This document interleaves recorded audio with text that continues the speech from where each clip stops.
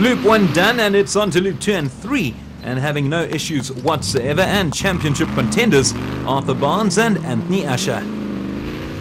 There's been some change to the front runners as Taylor and Pricemore have taken over top spot in Class B. The duo have had a season of contrasts. They've won one race, finished second in another, but also picked up 3 DNFs. It's all or nothing for these two. Let's hope for their sake this race ends in all. Well, Sutton and Bieneke's vehicle looks to have made a rapid recovery. They're second in Class A. Their car may sound worse for wear, but they are third in Class A, Don and Michaela Thompson.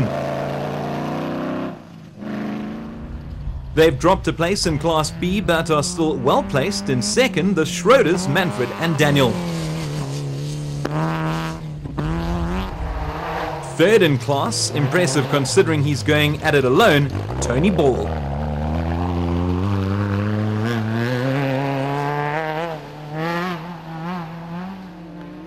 It's all about team for Mayer and Hedgecock. Good performance so far as they've climbed to fourth. Back to the A's, and it's Moraa and Braithwaite. Their earlier racing has seen them move up to fourth place. They started way back at the start of the day. Another solo driver, John Rose, still powering alone by himself. Speaking of power, it's Arthur Barnes and Anthony Asher that capture the checkered flag. It certainly was an impressive performance and a wire-to-wire victory. We're over the moon. I was very worried today, knowing that Ent's retiring at the end of the year. So we pushed hard on the prologue to get a number 1 start, and kept it together all day, and the car ran beautifully and faultless, and we got what we wanted. We got a win, so we've tied up the championship with 1 event to go. Excellent result for the pair, finishing exactly 7 minutes clear of Taylor and Pricemore, while Sutton and Bieneke came home in third place. Back to the Donaldson Cross Country Championship, in Class A was dominated by 2 men with the same surname, Quinton and Cully Silvold, who wrapped up the title before the final race. Lawrence Duplessis and Gili Leroux ended the year in second place after securing wins in Heat 1 of the Toyota 1000 Desert Race and the Force Fuel 450 at Sun City. Gerard and Hardis Duplessis finished in third place after grabbing 3 podium spots along the way, including a win in KwaZulu-Natal. But all eyes were on the winners from Elegant Fuel. Obviously, fantastic result for us. Really happy for all our sponsors and for the team that's put in a lot of effort into the car for the preparation. The Silvolds finished a massive 30 points clear of Duplessis and Leroux, while the father and son team of Gerard and Hardis Duplessis and the Motorride Racing pair of Hutchison and Stassen were 36 points off the pace. Over in Class P, things were far tighter, but in the end it was John Thompson and Maurice Zamatin who ended on top thanks to a consistent year. Second place went to James Watson and John Thompson, and a DNF in round 1 ultimately scuppered their chances. The man nicknamed Maverick, Colin Matthews, alongside Rodney Burke from Century Racing, had 3 DNFs, but they still managed to finish third. John, congrats, you must be very happy. Yeah, I'm really chuffed. We had a good run today, and we've had quite a good year. I think we came first 3 times this year, broke a drive shaft in one of the races, but mostly through the year we've had a very good run. The car's doing very well, and she runs nicely, so everything's been going very well, thanks. A season's haul of 140 points for Thompson and Zamatin, finishing 11 clear of Watson and Thompson.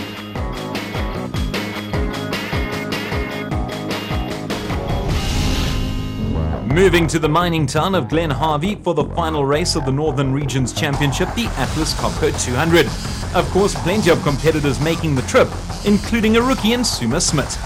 You're making your debut, not just at this event, but in this championship. Yes, and I'm very excited. I hope it's not going to be the last, but I'm very much excited about this. Now, how did it come to be that you're making your debut? You're racing for the first time and doing it without a navigator? Well, I've been next to the track for 25 years, and my husband eventually convinced me to try it myself. So I'm very excited. And so is Class B leader Wolf Peter Fumvai. Wolf, first and foremost, excited? Yes, very much so. I always look forward to do this one because it's a big challenge actually. And tell us why. Why would it be so much more? It is a combination of being rough, fast, muddy. It's got everything. No, it's a fantastic race actually. From a veteran to another debutant in David Huddy. Your first race, excited? Very excited, very nervous. We've just had to do a lot of work on the car, so yeah, we're going to go out there, take it easy, get used to the vehicle and see where we go. Getting things going, the Flying Portuguese, Tony Gouveia alongside son Michael. In the special vehicle category, it was Giel Nel and Fadi Petersen who captured the win. An amazing effort given that this was their development year when it came to upgrading the car. Petersen missed out on the Navigators Championship. That honour went to Michael Gouveia, while Tony won the Drivers' Championship after coming second in this race. Good going, given their fuel lines got soaked in a deep puddle. Well, some terrific manoeuvring as they cruised past Dirk Pitter, the pair having described this race as absolutely fantastic and very enjoyable. They had to come to a stop though, doing their best to get the cables dry following their earlier swim. Finishing third overall and first in Class B in their Sandmaster, Martinez and Tian Leroux. A tremendous result as they managed to capture the Class B title ahead of Fumvai. Speaking of which, Fumvai ended just behind them, so close but yet so far. Coming home in 5th place overall, Simon Moens and Clive Sutherland in their Sandmaster. In the productions, Henry Zermatten followed up his victory at the Beersfeest 200 with another win in Glen Harvey, driving alongside Johan Gerber in their Ford Ranger. Rob Reed and Bodo Schwegler's good form continued, second place for them for the second time this year. Sarel and Jaco Oosthuizen are two giants of the sport, literally. Both men are massive and are regular faces in the Donaldson Cross Country Championship. This was only their third race this year, but unfortunately for the big guys, it didn't end well as they failed to finish. However, it was only their first DNF of the year.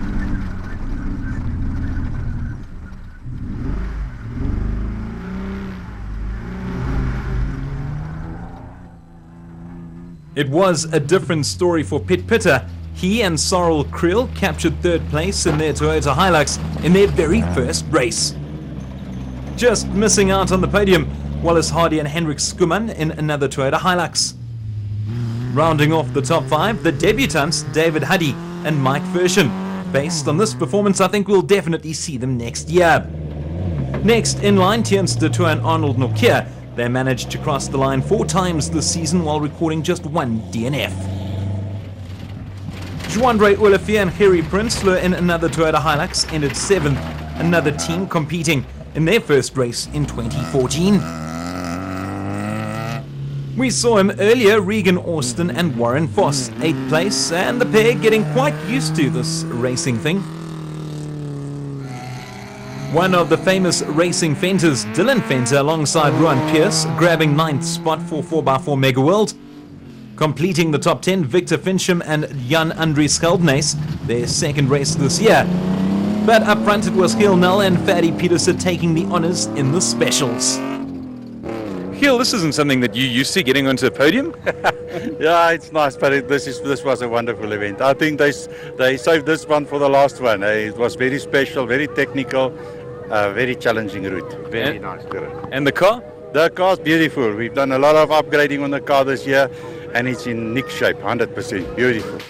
They finished just over 5 minutes ahead of Tony and Michael Gouveia, while Martinez, Leroux and Tinnis finished third. In the production, celebrations all round for Zermatten and Gerber.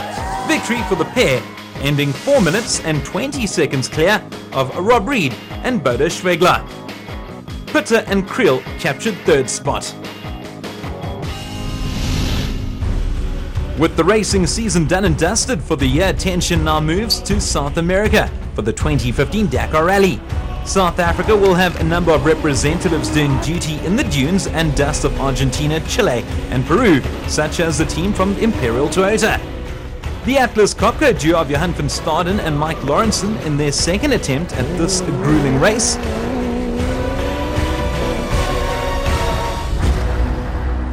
And Jürgen Schroeder, a man who's no stranger to what is arguably the toughest race in the world.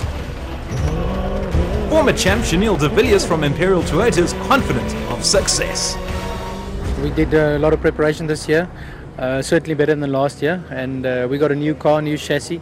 It's certainly feeling a lot better than it did last year. Glenn and the guys did a great job to build this car in such a short space of time. And the first time, we got into it, we had a good feeling, and that's always a good sign. We've improved it since then, and I'm very excited to go to the race this year, and really looking forward to the start. Come on, can't wait.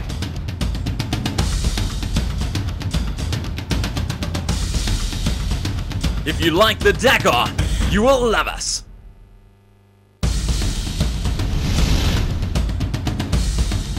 The Donaldson Cross Country Championship, brought to you by